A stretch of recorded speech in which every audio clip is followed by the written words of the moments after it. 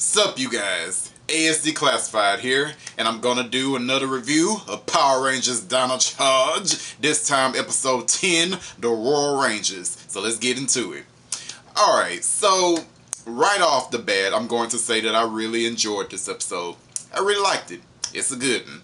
So, in this episode, the Rangers discover the gold energy. So, alright, in the episode, at that museum that the Rangers work at, or whatever, they were going to have a brand new exhibit focusing around the Kingdom of Zandor. So they were having all these objects from the Kingdom of Zandor to be delivered to the museum, and they were going to have a display, an exhibit for it, whatever, and show it off to the public, you know, bringing all that new revenue, that money, you know, pay these bills, you know. So, yeah. So the Rangers and Miss Morgan were setting up the exhibit in the museum, right? And they were moving this box around that has the Stone of Zandor in it. And it turns out that the Stone of Zandor is the gold energy. Huh, convenient. But I did like the scene that revealed that the Stone of Zandor was the gold energy. Like the Rangers, they just picked up this big old crate, and then it just started, the crate just started glowing like with this golden light, and then all the Rangers' energiums like reacted to it and they started glowing too. I thought that was boss. That was a boss scene right there. Loved it. So, as you guys know, Fury currently has the Terror Charger, which allows him to control the Terrorzord. So the Rangers come up with an ingenious idea in order to take the Terror Charger from Fury. So the Rangers, their idea was to lure Fury out into the open so that they could just, you know, kill him and take the Terror Charger back. And how do they plan to lure Fury out into the open? They plan to use the gold energium as bait. Well, that sounds fine. But it's how they plan to use the gold energium as bait that's just hilarious. So, the Rangers, the Power Rangers, end up leaking a fake news story to a gossip TV show. So the fake news story was that the current Prince and Princess of Zandor were going to make an appearance at their dinosaur museum, and they were going to speak about the new Zandor exhibit, and they were going to show off the gold energium, which is, you know, the Stone of Zandor. So the gossip TV show runs this fake story about the Prince and Princess showing up with the Stone of Zandor. Fury just happens to see this TV show on his spaceship. Convenient. So Fury happens to see this TV show and he's like, oh my god, the gold energium? I will be there. So yeah, the Rangers plan works. It was just so fucking convenient. It's just like the Rangers just knew that the villains were going to be watching this gossip TV show. Okay, and I get it. They had Chase say in a scene like, I heard that Curio says he and Posandra never miss an episode. Okay, when did they say this? But whatever. I mean, that's kind of nitpicking, but it's still so fucking convenient. But whatever. That's what the Rangers did. So yeah, the Rangers said that the Prince and Princess of Zandor were going to make an appearance, right? So they need a Prince and a Princess to make an appearance. So Tyler and Shelby end up dressing up as a prince and princess and playing a role to lure Fury out. Yeah, I just love this. I love this. I love this, especially because of Shelby. Oh, Shelby apparently does not like princesses. She stereotypes them pretty much. She thinks that princesses are spoiled and lazy and they only care about themselves and they don't help people.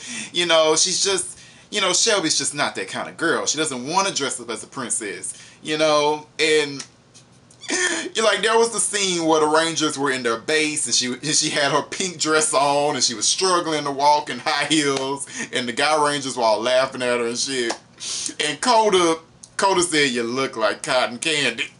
I swear I died. Like, oh my god, like, it looks so sweet, girl. It's just, Oh my god. And Shelby was still bitching. She was just like, oh, I can't play no princess. Like, princesses are just stuck up and blah, blah, blah. And, you know, self-absorbed and just, And Chase was like, well, sounds like you can play that part pretty well, actually. They were killing it with the jokes in this episode. I loved it. Eventually, Miss Morgan was like, look, alright, enough of your bitching, Shelby. If you don't want to be the princess, fine, I'll be the princess. And Shelby was like, thank you, thank you.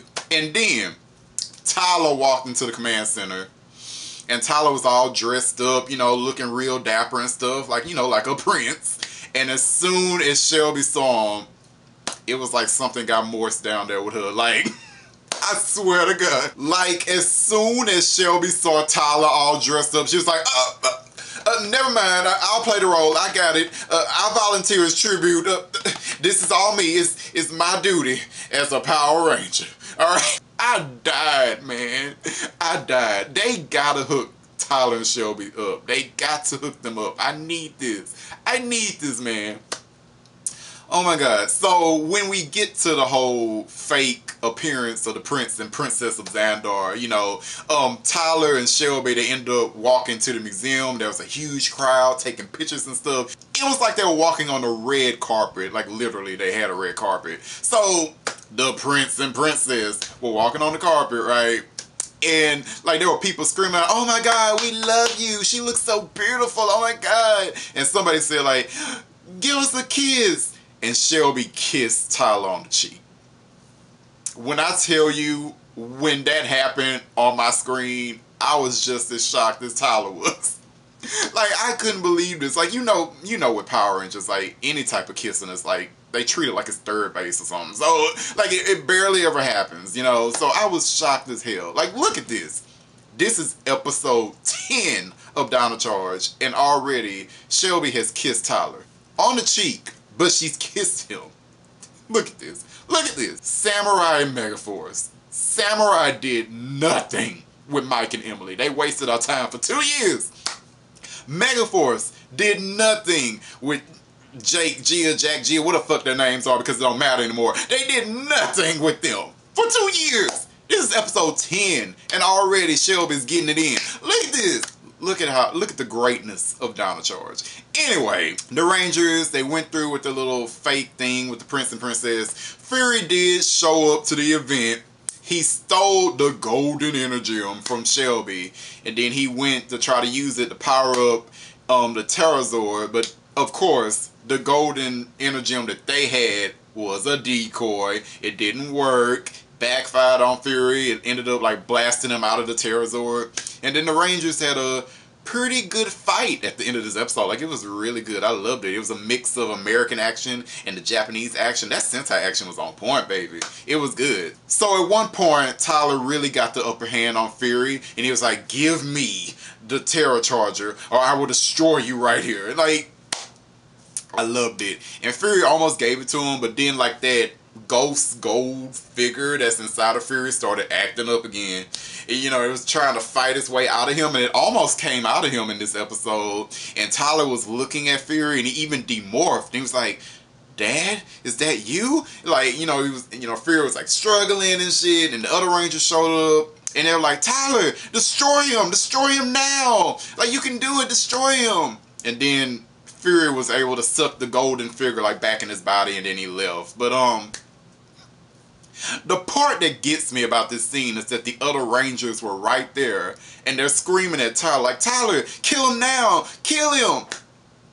Kill him how? Tyler demorphed. What are you talking about? He demorphed. How can he kill Fury? Meanwhile, all four of y'all are pretty fucking close to this scene too. If y'all really want Fury dead, shoot him. It's whatever. Anyway, at the end of this episode, Miss Morgan was like questioning Tyler. She was like, so to my understanding, you were in the perfect position to kill Fury, but you didn't.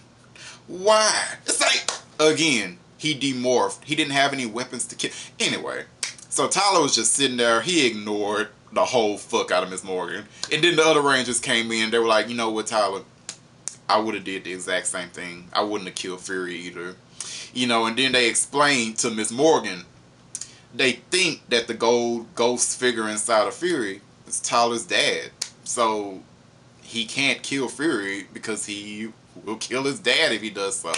And then Keeper shows up at the end and he's like, and until we are able to save whoever it is inside of Fury, you cannot destroy him. And I like that they said it like that. I like that Keeper said, until we figure out a way to save the person inside of Fury, we can't kill him. I like that they said that instead of saying, until we know for sure that it's Tyler's dad, we can't kill him. Because I really felt they were going to say the latter. I really felt they were going to say that because I don't know why, but I really felt they were going to say that, and that would have been so messed up. So we have to figure out if it's Tyler's dad or not. So if it's some random jackass that we don't know, it's okay to slit Fury down the middle. I'm so glad they didn't say that. But I really felt they would. I don't know. I guess in my messed up mind or something. I don't know. But yeah, my favorite parts of this episode was actually like just the interactions between the Rangers. Like, I love how Shelby acted throughout this whole episode. I loved it. And I really loved Tyler and how he reacted at the end of this episode. Like the final scene where he was talking about how his dad is inside of Fury and that's why he can't kill him. Like, I really felt the emotion this time. I didn't really feel it in episode 8, like the mid-season finale. I didn't feel it that much. But in this episode, I did. Like, Tyler, he gave it to me in this episode. Like, can I just say that I really like Tyler as a Red Ranger? I really like him. I like how gung-ho he is about, like, almost everything. Like, everything he's ready to do. Like, oh, let me work this shitty job that probably pays, like, $7 an hour. Like, yeah, it's fucking awesome, man. Like, you need me to pretend to be a prince? Yeah, fuck yeah, I'm down. Like, I like that. And I like how he can also play this dramatic role, you know, with his dad and stuff. I like him. He's a cool Red Ranger. You know, probably the best one we've had in a long time, so.